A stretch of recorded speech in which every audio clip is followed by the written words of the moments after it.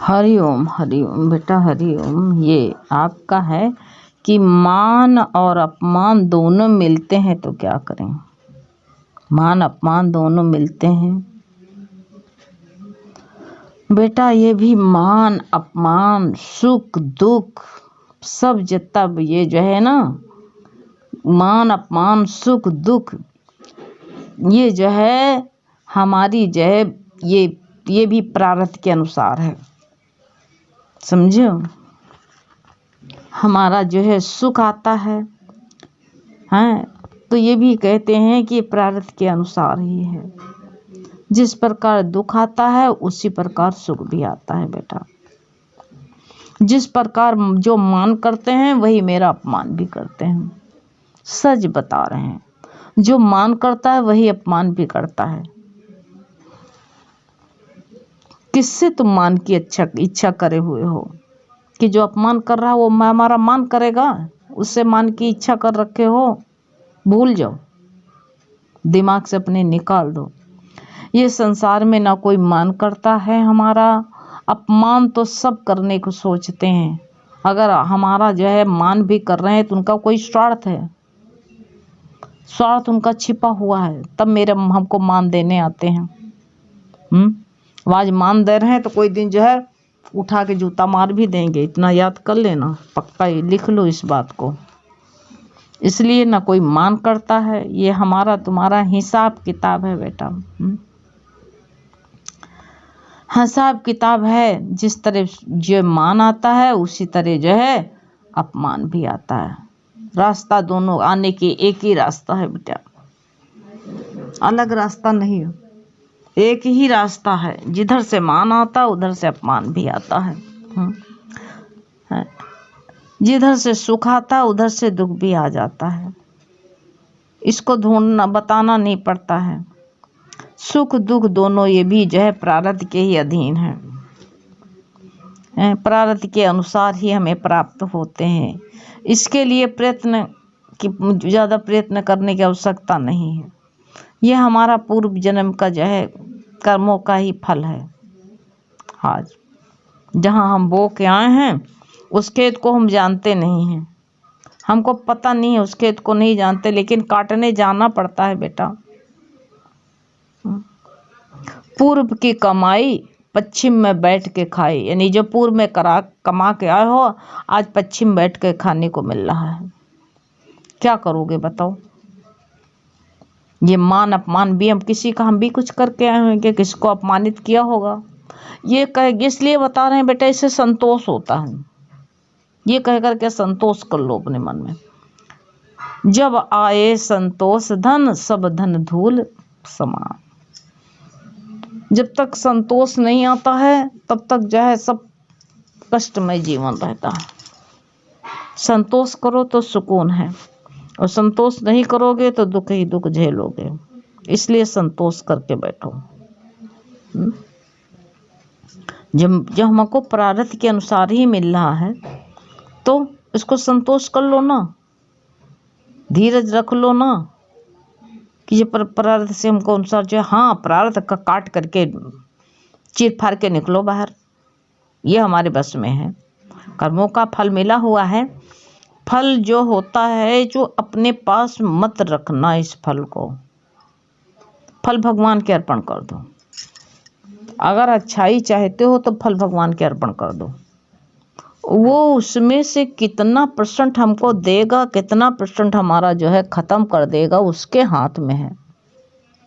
जैसे माँ जो होती है तो माँ जब भोजन अपने हाथ से, बच्चा जब छोटा होता है तो माँ क्या करती है, माँ जो है खाना खिलाती है तो वो जलता जलता हमारे मुंह में नहीं डाल देती है। पहले अपने हाथ में उठा के आजमाती है कि मेरे बच्चे के मुंह में ये बर्दाश्त होगा कि नहीं होगा, सहन कर पाएगा कि नहीं कर पाएगा, तब माँ बच्चे के मुंह में डालती है। ऐसे परमात्मा जो है अपना मान और अपमान दोनों भगवान के अर्पण कर दो। वो कितना % हमको देता है, सुख दुख भी भगवान के अर्पण कर दो। इसलिए निरक्षित हो करके जब तक नहीं बैठोगे तब तक दुख ही झेलते रहोगे। अब ये इच्छा जो होती है, यही इससे दुख मिलता है, यही इच्छा दुख मिलता है। इसलिए इस दुख से न्यारे होने की कला गुरु बताता है। और जब तक न्यारे होने की कला नहीं मिलेगी, तब तक गुरु ने कहा उसी में हम तुम जो है झूलते रहेंगे। इसलिए चाहे मान मिले चाहे अपमान मिले, इससे दोनों को जो है, दोनों हैं मेहमान। सुख दुख है भी मेहमान है, मान अपमान को भी मेहमान समझ लो। कितनी देर तक अपमान रहेगा बताओ? हमारे पास कितनी देर तक टिकेगा? ज़्यादा देर टिकेगा थोड़ी। मान भी नहीं टिकेगा तो अपमान भी नहीं टिकेगा। आज जहाँ हम खुश हो रहे हैं वहीं हमको दुख भी मिलेगा।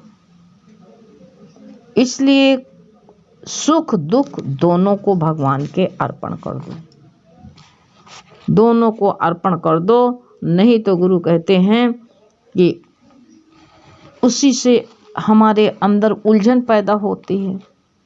इसी से उलझन होती है तो सारी बीमारियां आ जाती हैं। टेंशन से सारी बीमारियां आती हैं।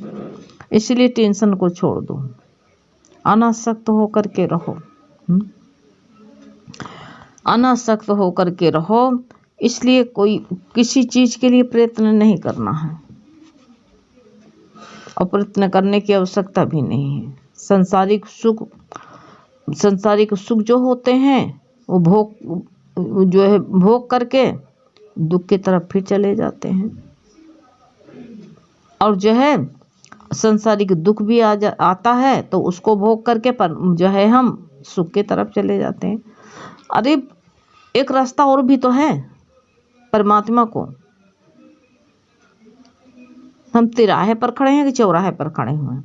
चौराहे पर मान लो खड़े हुए हैं तो एक रास्ता दुख की तरफ जाती है, एक सुख की तरफ जाती है, एक मान की तरफ एक अपमान की तरफ। आदमी मान की तरफ तुरंत ही मुड़ जाता है, लेकिन भगवान को भूल जाता है ना।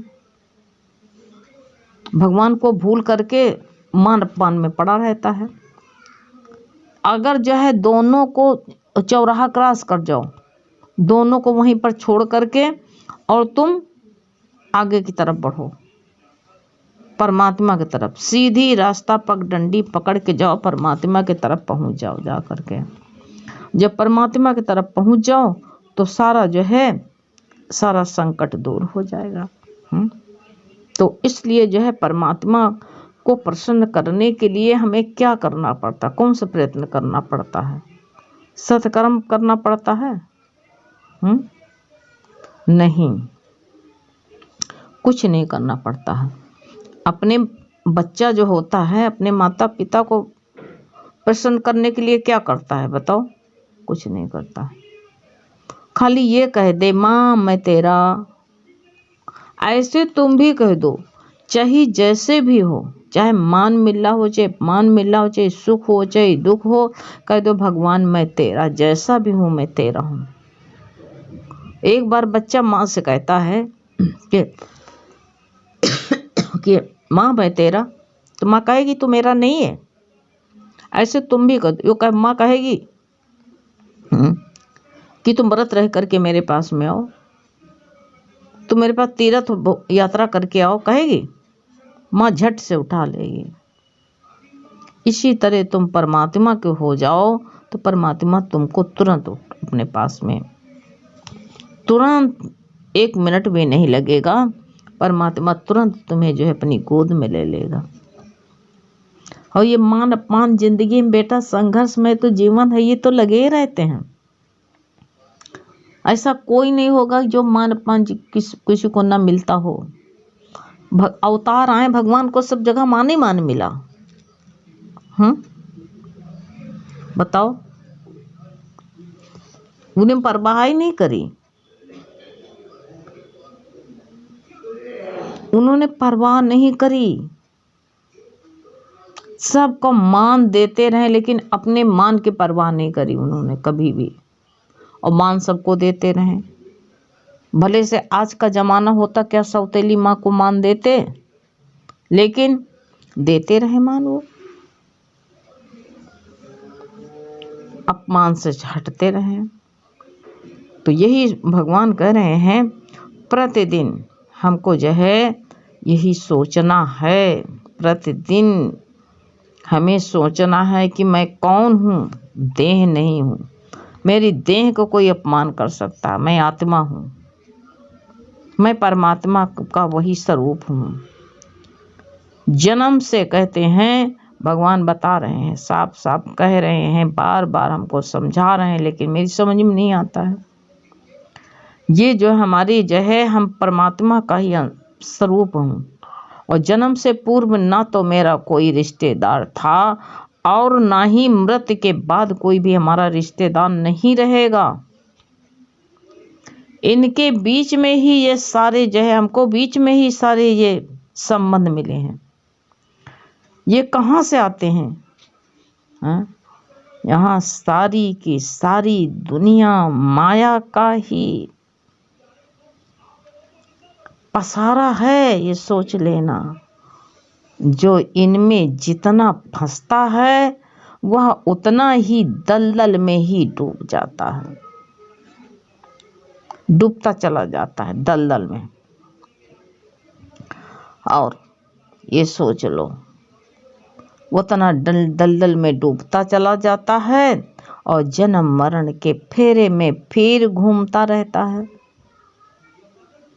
आत्म स्वरूप को जानने वाला, यानी यह कहते हैं अनुभव कर लेता है कि मैं आत्मा हूँ, तो उसको जो है फिर आनंद आने लगता है और सब सारे दुख जो है हल्के पड़ने लगते हैं। और जो दुख हल्का पड़ा तो वो भी हल्का हो जाता है। इसलिए हमें जो है इस बात पर पूरा ध्यान रखना है बेटा, और नहीं ध्यान रखोगे तो फिर कष्ट में झूलते रहोगे। इतना याद कर लो।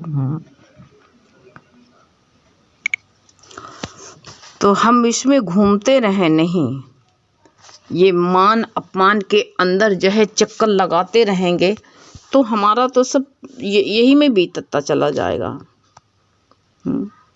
देह के हमारे पिता होंगे, हैं, पिता होंगे, माता होंगे, किंतु आत्मा का कोई ना पिता है, ना पति है, ना ही जो है कोई कर्म है, ना धर्म है। प्रभु से मिलने के सभी विषय हैं, और मन से जो है सारे के तन से किसी का त्याग नहीं कर सकते हो, मन से त्याग करके। जब मन से त्याग करोगे तभी जो है इसमें जो है तुम्हें छुटकारा मिल पाएगा। और जो है जब तन से तो कोई को नहीं त्यागा जा सकता है। ये जो तन बंधा पड़ा है, इससे किसको त्याग दोगे बताओ? कोई को नहीं त्याग सकते हो। इसलिए तन से मत त्यागो कोई को, जो कुछ करना है मन से करो, हैं।